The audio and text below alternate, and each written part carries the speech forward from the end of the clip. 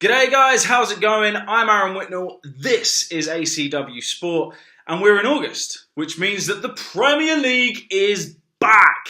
Hallelujah! That's right, kicking off tomorrow night at the Emirates Stadium when Arsenal take on Leicester. It's the start of the 2017-2018 Premier League season. So, before the season gets well and truly started, I thought I would predict what I think the table will look like come May when the season ends. So, let's get started. And starting in 20th place at the bottom of the Premier League table, I think you've just got to enjoy the ride, but unfortunately, I don't really see anything too special coming from Huddersfield this season. I don't think you've got a particularly strong squad. You came up through the playoffs, which is awesome. But I just think it's a season for you guys to enjoy. Make the most of it while you're in the Premier League, but I see you guys going straight back down. Moving up to 19th place, and again, it's another promoted side. I don't really see anything too special coming from Brighton this season. Again, I think you may have a few highlights, a few matches that you guys can really enjoy. But again, I don't think your squad is going to be particularly strong or strong enough to face a lot of the bigger Premier League sides especially. And some of the teams in the bottom half of the Premier League, they know how to grind out the results to avoid relegation. So that's why I don't really see either Huddersfield or Brighton doing very well. And then my bottom two. Moving up to 18th place, and the team that I don't think are going to be able to scrape relegation this year are Burnley. And the reason for this is because last season their home form was absolutely fantastic. It's the main reason they stayed up, and because of players like Andre Gray. But their away form last season was woeful, and that almost cost them survival. And they've also now sold Andre Gray to Watford, one of their arch rivals, for the relegation battle. So that's why I don't see Burnley staying up. I just don't think, just like the other two, they're going to have enough strength to stay in the Premier League. Scraping survival, going up to 17th place now, is Watford. And part of that is because they've signed Andre Gray. He's proven in the Premier League, he's got a good record. And him and Troy Deeney next season, I can see making a formidable strike force together. In a relegation sense anyway, in terms of the battle. However, Watford are very, very leaky at the back, and Gomez does have a mistake in him. So that's why I don't see Watford particularly having a great season. They do have a lot of struggles within the club. All right, the new manager's come in. Hopefully that might stable things out a little bit. I think that Watford will come 17th. When I say problems within the club, I just meant the issues with the managers. Obviously, the managers don't really tend to stick around for too long. But yeah, that's my reason as to why I think Watford will finish 17th. Up to 16th now, and they've been plagued all summer by this saga as to whether or not he's going to go, he's going to stay. But whether Gylfi Sigurdsson stays or goes from Swansea, I'm predicting them to survive next season in the Premier League. I think Paul Clement is a fantastic manager. He's still got some building to do, and because of that, I don't really think Swansea will have a particularly great season, but they will do more than enough to stay in the Premier League. So Swansea, for me, 16th in the Premier League next season. Moving up to 15th, and it's the final promoted team, the team that won the Championship last year. Newcastle United are back in the big time, and I'm predicting them to have a fairly comfortable stay in the Premier League. I'm not going too high because I don't think their squad is particularly strong compared to some of the other teams in terms of players they've brought in and stuff like that. But Rafa Benitez is a class manager, and because of it, I think they do have enough strength, and he's got the tactical genius to keep them in the Premier League quite comfortably. So I see Newcastle finishing 15th this season. Going up to 14th, this is where I see Stoke finishing come the end of the season. I don't think you guys are going to have a particularly fantastic season. You guys had a few struggles last season, started slowly, and it could very much be the same this season because, again, I don't really think the business going in and out of the club has been particularly great over the summer. Mark Hughes, whether or not the squad's getting a bit complacent under him, I'm not sure. I think it could be a tough season for him if Stoke don't start well. He could face the sack later on in the season. But I don't want to see that because I do like Mark Hughes as a manager. And I do think he has done a good job for you guys. But I just see it being a fairly comfortable season for you guys. Nothing too great, nothing too bad. But survival, and that's pretty much what I think you guys will achieve. Going up to 13th, and look, we know that they're not going to get relegated because they've got Tony Pulis in charge of them. But this is where I see West Brom finishing. They'll get to 40 points, and for me, they'll give up like they did at the end of last season. But until then, I see them having a fairly solid season, but they will tail off towards the end of it because that's always what seems to happen. So yeah, 13th is where I see West Brom finishing. Now we're getting on to some of the slightly stronger teams, or the teams that I feel are slightly stronger. 12th place is where I see Crystal Palace finishing this season. I think they've got a fantastic manager in Frank de Boer. I really think he's going to do a good job for them. And they've got some class players as well. Benteke, obviously being the key man for them. Wilfried Zaha returned to form last season. He was brilliant in keeping them up. And of course, hopefully Andros Townsend can continue some of the form that he showed when he was there last season, although he was a little bit inconsistent as well. But hopefully if he can straighten that out, they've got a formidable front three there that can really create some comfortableness in terms of their season. So yeah, I see Crystal Palace finishing 12th, now moving up to 11th place. This is where I see Southampton finishing this season. Southampton, a solid Premier League team. But I don't think you guys quite have enough strength to get into the top 10 this season. So that's why I'm saying you guys are going to finish 11th. Now, 10th place, getting into the top 10 now. This is where I see Leicester finishing. I think they've got one of the bargains of the summer in Iheanacho. I think he's going to really prove himself to be a quality striker. I really hope he does anyway, because he's young and he's talented. He did prove at Manchester City he can score goals, but he just needs an opportunity. And I think him and Vardy up front could be formidable. However, the only reason that I'm putting you guys in 10th place is just because I think that the teams above you have spent their money better. Even though you guys have got Iheanacho, they've strengthened in more areas, the other teams. So I think they've got a little bit of extra class, and that's why I think these guys will finish above you. Now, 9th place into the single digits now. And this is where I see Bournemouth finishing, because for me, their business has been exceptional. Firstly, Begovic, quality goalkeeper, and will really solidify that defence for them, because last year they had a few leaks, and I think they will admit that. And ultimately, I think they could have finished high if it wasn't for those leaks. Nathan Ake signing him permanently, what a deal. For me, I'm not quite sure why Chelsea let him go. I think he's a very talented youngster, but Chelsea's loss is Bournemouth's gain, so that's fantastic for them. And of course, they signed the veteran Jermaine Defoe up front, who is guaranteed to score goals. So yeah, just fantastic business for Bournemouth throughout the summer, and that's why I think they're going to have another very, very solid season and a strong ninth finish. And again, the only reason I've got you guys in 9th is because the teams above, I think, have spent their money even better. Moving up to 8th, and this is where I see West Ham finishing. For me, West Ham have got the bargain of the summer, full stop, in Javier Hernandez. This man is a fantastic goal scorer. For me, very, very underrated. And I think he's really going to prove his worth now that he's back in the Premier League at a team that will actually give him the time to play. Fergie did it. He won a Premier League title because of it. And he was class for Manchester United under Sir Alex Ferguson. Why David Moyes and Louis van Gaal didn't quite see the same in him, I'm not quite sure why. Why Jose Mourinho didn't take a punt and spend the money on him like West Ham did, I don't know, because Mourinho even teased about it in his press conferences towards the end of last season. But it's not just that, it's also the fact they've got Arnautovic, they've also got Joe Hart as well, and Zabaleta to add a bit of experience in there. So yeah, they've got a really solid team. So I'm predicting a very strong season for West Ham this season. Now, top 7, and finishing top of, I suppose, the league outside of the big league, if you get me, in the Premier League, where all the super teams are, is Everton. Ronald Koeman, for me, is a fantastic manager.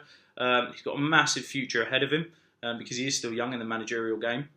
He's got a brilliant young team at Everton. He is building. It is going to take time, and that's why I haven't put Everton in the top 6 this season, because he is still building and he still has a very young team.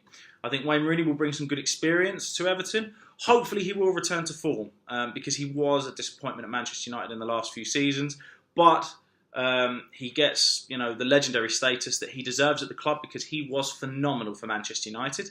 But yeah, great home return for Rooney. And I think Everton will have a very solid season under Koeman. They just lack the quality at the moment to break into that top 4 for me. However, give it another season or two once those youngsters have grown a little bit and once Koeman has really got the team playing how he wants, we could potentially have another Tottenham here in terms of how Everton play and what they could achieve. So exciting times, I think, for Everton moving forward. But for now, 7th place is where I'm going to predict you guys to finish come May. Now into the top 6, and this is going to be a controversial one because Arsene Wenger has spent this season Obviously on Lacazette, bringing in that big forward, and he has looked sharp so far in pre-season, and against Chelsea he looked sharp in the Community Shield. But we know that Arsenal, it's a tough one, because Arsenal, they can go a few months where they just look unbeatable, and then out of nowhere they will crumble in the worst way possible, and it just seems to happen every single season. Alexis Sanchez could be a danger man in terms of poisoning the club this season. Now look, I love Alexis Sanchez. He is a world-class player, and I do honestly think he will put in the effort for Arsenal this season. I think he'll be solid. He could form a fantastic partnership with Lacazette and the other players around him. But he's made it clear he doesn't want to sign another contract. I'd be very surprised if he does. And that could create some hostility within the changing room and within the club. So there's a potential lack of danger there. But also, I'm predicting Arsenal to finish 6th just because we know what Arsenal have been like over the last few years. If Arsenal lose 1 or 2 games, then the fans can turn very quickly. And that's where things really start to go downhill for Arsenal. Don't get me wrong, I still think they'll finish the season strong, because they always seem to finish the season strong no matter what. But I still think there could be issues within, especially the middle part of the season, that could see Arsenal finish 6th in this upcoming season. Just above them, and just missing out on the Champions League places, are Liverpool. Now, again, this is another controversial one, because Jurgen Klopp, again, world-class manager. I think he plays some exciting football, and he's invested in youth. Solanke, for me, is one of the most exciting signings of the season, and I really, really hope he does well. Really hope he does well. And obviously, they've got players like Mane and that who are, they've been breathtaking since they signed. Coutinho, obviously. Will he stay? Will he go? That's a tough one. If they keep hold of him, obviously, that's a massive statement of intent from Liverpool. But with Champions League football this season, as well as the Premier League, I think they could struggle for form week in, week out, and that's why I reckon these guys, or Liverpool this season, could just miss out on the Champions League, and that's why I think they're going to finish 5th. Coming 4th, the final Champions League spot, for me, is Tottenham Hotspur. Now, Tottenham haven't really done any business whatsoever this summer, aside from selling Kyle Walker to Man City. But I still think Pochettino, for me, I believe Pochettino is the best manager in the Premier League. And that's coming from someone who doesn't support Tottenham. And Tottenham still have arguably the strongest starting 11 in the Premier League. And that's why, for me, if they can keep all their players fit again, they will have another very, very solid season. Harry Kane and Dele Alli are world-class. They are world-class players. And the fact Tottenham have been able to hold on to them is a massive statement of intent. Same as Alderweireld and Lloris. The fact they've held on to that spine of the team is phenomenal. Wembley is obviously the biggest question mark surrounding Tottenham this season, but I still think they're going to have a solid season and finish in the Champions League spot. So Tottenham, for me, will finish 4th. Now, on to the defending champions. I think Chelsea are going to finish 3rd this season.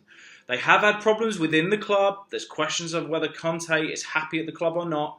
But for me, I still think they've got more than enough class to easily qualify for the Champions League spots. It's going to be a tougher season for them, because obviously last season they didn't have the Champions League or any European football to focus on whatsoever. This year they're balancing a few different competitions. They haven't got a very big squad, Chelsea. A very, very small squad. Obviously it's not necessarily always about the numbers. It is more about the class of the players. But should there be 1 or 2 injuries, they could struggle. But with players like Hazard in the squad, I think Morata is a good signing, although he does need to prove himself in the Premier League, because this is a completely different animal to Serie A or La Liga. Completely different animal.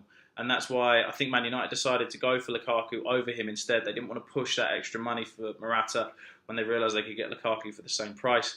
But the fact you've got Hazard and Kante, Pedro Willian, there is more than enough class in that Chelsea squad to still push for that Premier League title. And I still think it's going to be a close race between them and the other 2 clubs as to who wins the Premier League. But I just see Chelsea missing out and finishing 3rd overall. Another player to watch out for me this season for Chelsea is Batshuayi. He did score a few towards the end of last season. He scored a few in pre-season. And I think he could be a surprise for Chelsea this season. And I hope Conte gives him the chance. Again, Conte, class manager, but it's whether or not he's going to fall out with Abramovich, because there's clearly a bit of tension there. There's been question marks as to whether or not his family can settle in London.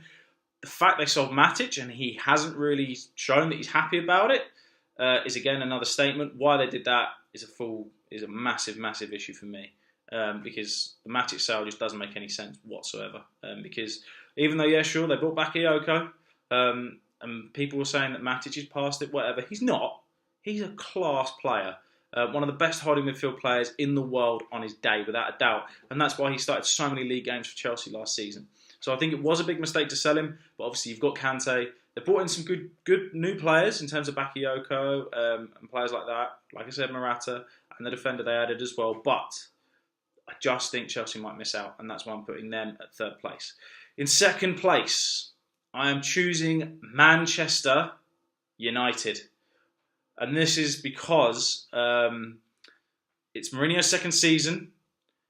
I think he has had issues in the transfer market. He didn't get all the players he wanted. Obviously, he's been trying to sign Perisic. That could still go on until September. He hasn't got him yet. Matic arrived later than he wanted him. The Lukaku saga was dragged out as well. Lindelof has been found wanting in pre-season a little bit.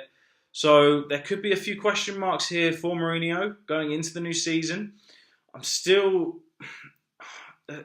There's something about United that makes me think they're just not quite ready to win the Premier League just yet. However, I'm still predicting a very good season for them. I fancy them for the FA Cup. I actually fancy them for the FA Cup and the League Cup this season. I think they could have a very good chance of winning both of them. Still bringing silverware to the club. That's the biggest difference. Since Fergie retired, even though they haven't necessarily had the best league form, they have still won trophies, and I can still see United winning a trophy this season. I do see them going fairly well in the Champions League, but I just think they're going to miss out in the Premier League to Manchester City, but we'll get to City in a second. On to the signings, I think Matic is a quality signing. I think it's a very underrated signing. I think fans should be a lot more excited than what they probably have been. And I think Matic will prove to everyone why he was so key for Chelsea this season. The only reason I'm putting them at second is because of the injuries they get to their defence and how makeshift it has to be sometimes. Rojo's out, we know that. Bailly, Shaw, Lindelof, Smalling, Jones, they've all missed various games throughout pre-season. So it's getting a solid back four that could be the problem for Manchester United coming forward. They still have a very solid spine, although not necessarily goalkeeper, centre-back, midfield, etc. Valencia, for me, could potentially be their player of the season because he's an absolute animal, and I think right now the best right-back in the Premier League. Who would have thought that? Bailly is also very, very key to them, but like I said, it's just keeping these players fit. As for the strikers, Mkhitaryan, I think, will show how classy he is this season. I think he's looked sharp in pre-season, and I think he'll carry that forward into his second season. I always say you've got to give new signings an opportunity to get one season under their belt before then judging them in their second season. I think he will show everyone how good he is this season. Lukaku, I'm expecting to bang in the goals this season. Again, I think he's scored plenty of goals in the Premier League over the past few seasons. Absolutely smashed it. And now he's in a better team. I believe he will score even more goals and really push for that golden boot. It's going to be an exciting race between the likes of him, Jesus, Aguero, Harry Kane, and so on and so forth for that golden boot this season. But yeah, I see Manchester United finishing second behind Manchester City, who I'm predicting to win the Premier League, just simply because they spent the most money. Pep has got the players he wanted, and he hasn't really cared how much money they've spent either. And if they can keep Jesus fit, Aguero fit, the fact they brought in Bernardo Silva is a fantastic signing and very underrated in my mind. It's gone up more under the radar than it probably should have, and I think that's because of the amount of money that's been thrown around on other signings. But he could be a real key asset to them this season. The only big problem is the fact that obviously Pep has been found wanting this season. Last season he was found wanting, and also the fitness to some of his players. That could be the only thing. If they have the injury problems to the defence, like Company missing and just some of the instability that was shown there last season, then I think United could pit them for the title. However, going on the signings he's made and the fact that Pep seems to be very focused and knows what he wants this season coming up, I reckon City will win the Premier League this season. They're my Premier League predictions for the 2017-2018 season. Do you agree with me? Comment below, please let me know. Throughout the whole of this season, I'm going to be doing two types of videos. I'm going to be predicting all of the Premier League results before the weekend starts. And then after those weekend results, I'll then be reviewing that Premier League weekend. So please keep an eye out for those videos each week. As I said, I am Aaron Whitnell. This is ACW Sport. And let the football commence!